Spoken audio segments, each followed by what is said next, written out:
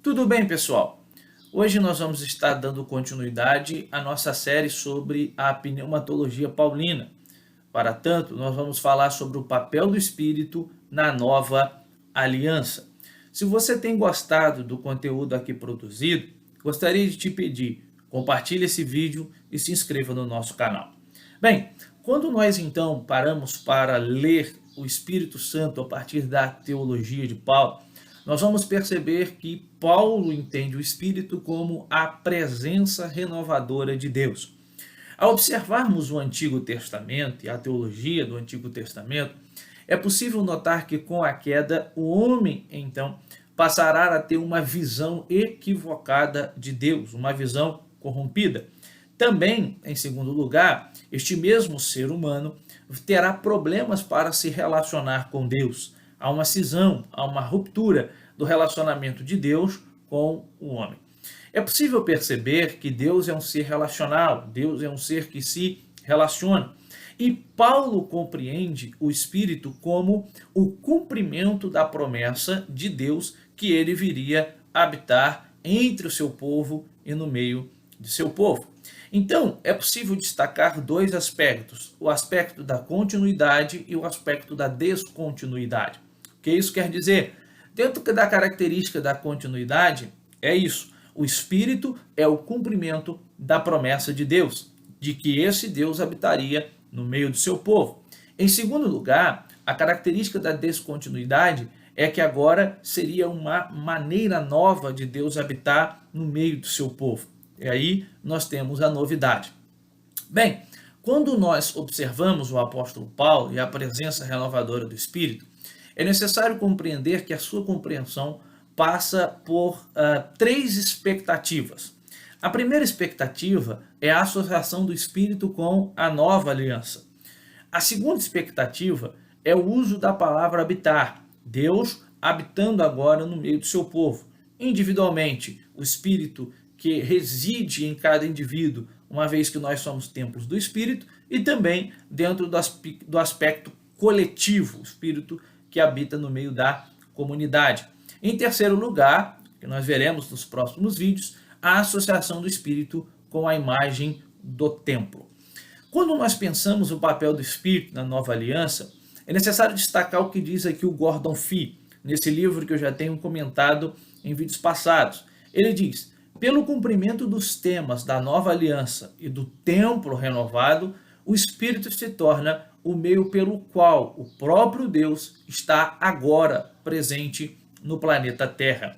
A partir disso, o Fee compreende que é através do Espírito, nesta nova aliança, que Deus se faz presente no meio de seu povo e no planeta. Perceba que há o destaque do desejo constante de Deus dele se relacionar com a obra criada. A ideia não é um Deus que cria e se ausenta desta obra, não à luz da teologia do Novo Testamento, nem mesmo do Antigo. É um Deus que cria e que deseja se relacionar com a obra criada. Uma vez que o pecado tem afetado esse relacionamento, Deus então estabelece, através do sacrifício de Cristo, a nova aliança.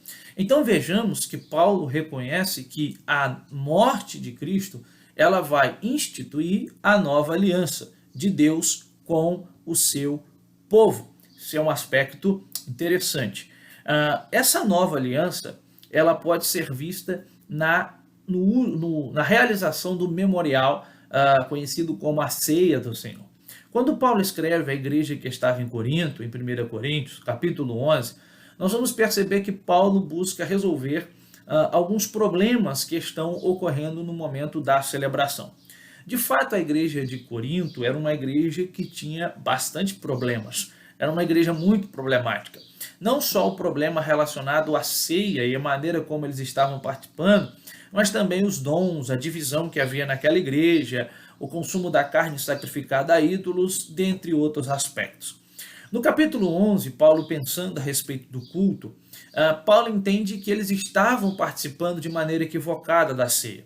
Uma vez que a ceia marca a lembrança daquilo que Deus havia feito através de Cristo e do amor de Cristo em relação ao outro, eles estavam usando da ceia para desprezar do outro.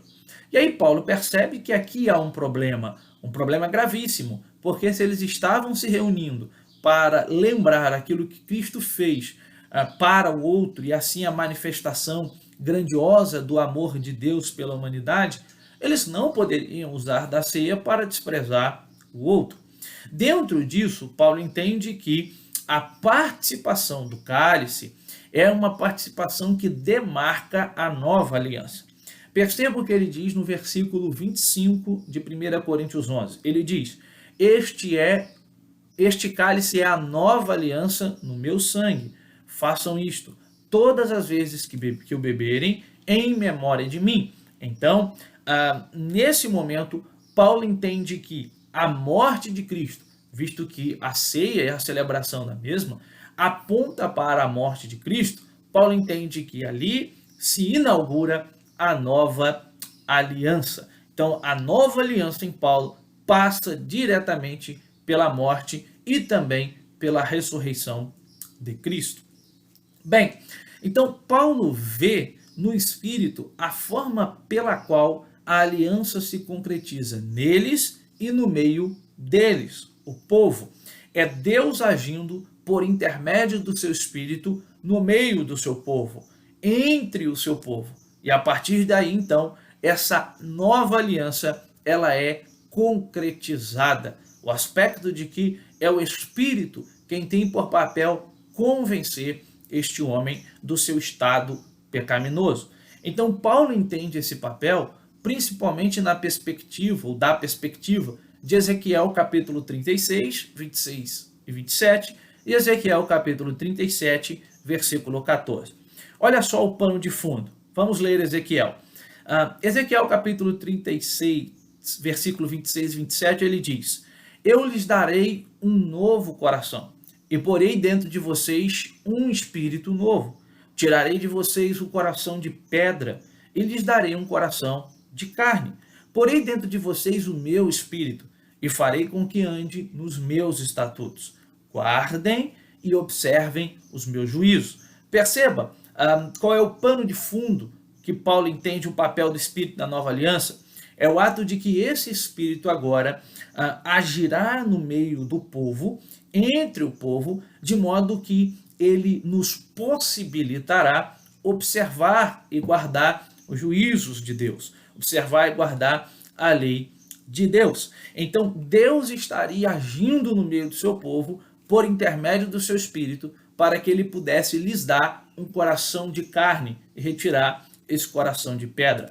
Ezequiel capítulo 37, versículo 14, diz: Porei em vocês o meu Espírito e vocês viverão. Então, através do Espírito, o povo, a comunidade pneumática, a comunidade, ela viveria. Então, o Espírito é aquele que traz vida, que comunica vida.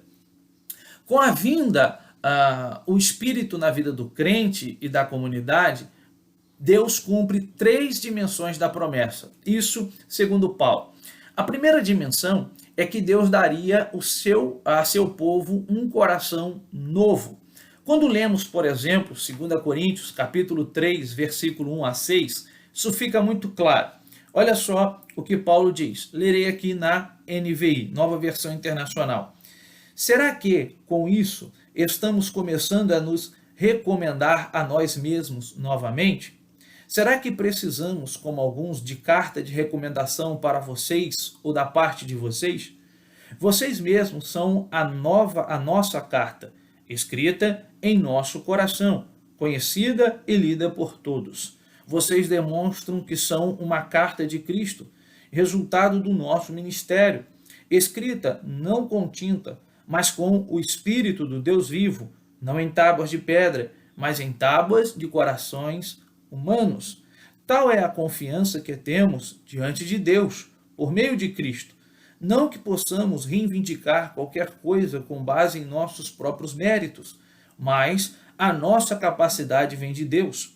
Ele nos capacitou para sermos ministros de uma nova aliança, não da letra, mas do Espírito, pois a letra mata, mas o Espírito vivifica. Perceba que aquela expectativa que aparece no texto de Ezequiel, Paulo entende que foi cumprida no derramamento, na descida do Espírito. Então, em 2 Coríntios 3, do 1 ao 6, nós podemos ver que a nova aliança ela será escrita não em tábuas de pedra, mas agora escrita no coração humano, no coração do homem, no coração de carne. E esse papel em Paulo é diretamente relacionado à ação do Espírito.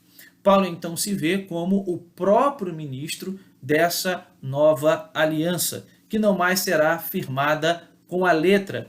Aqui está relacionado à lei, mas com o Espírito que dá vida. Em segundo lugar, esse Espírito novo não é outro senão o Espírito de Deus, que capacita seu povo a seguir seus decretos. Nós podemos perceber isso em Romanos capítulo 8, versículo 3 e 4. Paulo diz: porque aquilo que a lei não podia fazer, por causa da fraqueza da carne, isso Deus fez, enviando o seu próprio Filho em semelhança de carne pecaminosa, e no que diz respeito ao pecado. Então Paulo percebe que é impossível ao homem cumprir toda a lei, visto que se um homem falha em um aspecto da lei, o homem então, o ser humano, falhará em toda a lei. E como o homem não tem a capacidade de cumprir a lei, esse homem não poderia ser justificado pela lei, esse homem só poderia ser justificado por intermédio da fé no Cristo que cumpre toda a lei. Então Deus envia o seu Filho em semelhança de carne pecaminosa para que o seu Filho então cumpra toda a lei. E assim, continua Paulo, Deus condenou o pecado na carne, a fim de que a exigência da lei se cumprisse em nós, que não vivemos segundo a carne, mas segundo o Espírito. Então Deus condena o pecado na carne, Cristo ele cumpre toda a exigência da lei e, portanto, a partir de então, nós não vivemos mais segundo a carne, mas segundo o Espírito. O capítulo 8 de Romanos, de fato, é um capítulo belíssimo, onde Paulo vai apresentar algumas bênçãos que o cristão recebe. Paulo falará da justificação, da adoção, da glorificação, mas é um destaque interessante mostrar a ação do Espírito na vida desse homem, e essa ação do Espírito é uma ação capacitadora. É o Espírito quem capacita o indivíduo para cumprir os decretos ou para cumprir a lei de Deus. De fato, Deus cumpre a lei que o homem não poderia cumprir, e o Espírito dá condição ao homem de conseguir cumprir essa lei. E aí Paulo faz uma relação entre a lei e a lei do Espírito. Bem, Marvin Pate, ele diz o seguinte: ela, ou seja, a lei, é incapaz de gerar obediência devido à natureza pecaminosa dos seres humanos, uma vez que o homem não poderia ser justificado pela lei pela impossibilidade de observar toda a lei. Então, a lei, ela aponta para a pecaminosidade humana. Ela mostra que o homem é pecador. Ela traz luz a esse pecado humano, essa pecaminosidade humana. Contudo, ao enviar seu Filho ao mundo como homem para vencer o pecado, Deus resolveu o dilema de como capacitar os seres humanos para obedecer-lhe. A morte sacrificial de Cristo derrotou o pecado, substituindo-o pela obediência no cristão. As profecias da nova aliança do Antigo Testamento associavam a nova aliança com a obediência sincera alcançada pelo Espírito. Perceba que para Paulo o Espírito é fundamental na vida cristã, porque é somente pela mediação, é somente pela intercessão, é somente por intermédio do Espírito que o homem consegue resistir a essa carne ou a essa inclinação pecaminosa. E isso está relacionado ao que nós vamos falar posteriormente sobre os frutos do Espírito. O Espírito age no homem e então frutos são produzidos, sem o qual o homem não conseguiria produzir frutos algum. Então, é o Espírito que está agindo no homem para que o homem, então, obedeça a Deus, para que o homem viva debaixo da vontade de Deus, para que o ser humano viva dessa maneira. Bem, em terceiro lugar, o Espírito de Deus significa a presença do próprio Deus. O outro aspecto também é o texto de Ezequiel 37:14. Em vós o meu vivereis, ou seja, o Espírito sendo posto, ou sendo distribuído, ou sendo dado ao homem, logo esse homem conseguiria viver. E aí em 2 Coríntios 3, versículo 6, Paulo diz: o qual nos capacitou para sermos ministros de uma nova aliança, não da letra, mas do Espírito, porque a letra mata, mas o Espírito vivifica. Quando observamos esse texto, Paulo não está fazendo uma defesa do anti-intelectualismo. Paulo não está falando de letra no sentido de estudo. Paulo não está falando que muito estudar mata, não. A ideia de letra aqui não é uma proposta anti-intelectual. Quando nós observamos o contexto em que esse versículo aparece, Paulo está falando a respeito da lei. É essa a perspectiva. Porque para Paulo, como o homem não consegue cumprir a lei, o homem então tem por clareza que ele está morto por conta dos pecados que ele pratica. E se esse homem está morto, ele precisa de vida. Então, a morte e a ressurreição de Jesus e consequente envio do Espírito traz vida, vivifica este homem. Bem, em 1 Tessalonicenses 4, do 7 ao 8, Paulo afirma que Deus não nos chamou para a impureza, e sim para a santificação.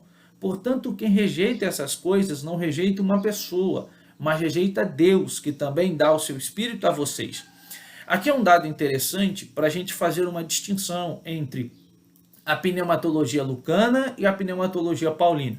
De modo que as duas não são uma contradição, mas são um complemento. Em Lucas, ser cheio do Espírito está relacionado a ser cheio para testemunhar, está relacionado a ser cheio para realizar uma obra, um aspecto de renovação, de ação, de empoderamento para realizar uma obra específica. Todavia, em Paulo, ser cheio do Espírito tem uma característica relacionada à santificação. Então, Paulo entende que é somente por meio do Espírito que o homem ele pode se santificar, ele pode rejeitar as impurezas, ele pode resistir ao pecado. Então perceba que ele não resiste pela força própria, mas ele resiste mediante a ação do Espírito na sua vida. E aí Paulo compreende, portanto, que quem rejeita essas coisas, né, que quem rejeita a santificação, está rejeitando uma pessoa, ou seja, rejeita o próprio Deus. Se ele não age de acordo com aquilo que Deus quer para ele, que é uma vida santa, ele está rejeitando o próprio Deus, que nos dá o Espírito Santo. E esse Espírito Santo tem por característica santificar. Perceba que aqui ele usa a expressão hagio, santo, que traz a ideia de uma ação do Espírito, ou um dos papéis do Espírito. Então, para Paulo, isso mostra que os tessalonicenses rejeitam Deus que vos dá o Espírito. Se rejeitam uma vida de santidade, também rejeitam o próprio Deus Santo por meio do seu Espírito.